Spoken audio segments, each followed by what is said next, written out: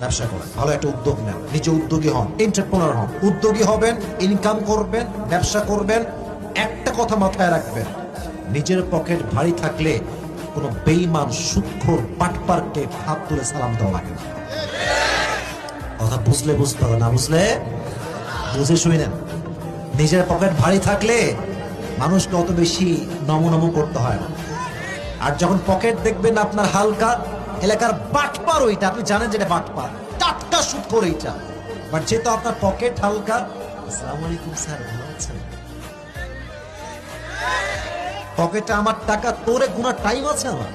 তোর তো আমি গুনিই না, মানে আমি আমার জায়গা নিজে প্রতিষ্ঠিত একজন মানুষ, তাই কেন বলছো বাবা? নিজেকে সফল বানাতে হবে, নিজেকে নিজের জায়গায় সুন্দর অবস্থায় নিয়ে আসতে হবে। দেখবেন যে আপনি আল্লাহর প্রতি মুখাপেক্ষি হবেন, মানুষকে আপনার পা ধরতে হবে না।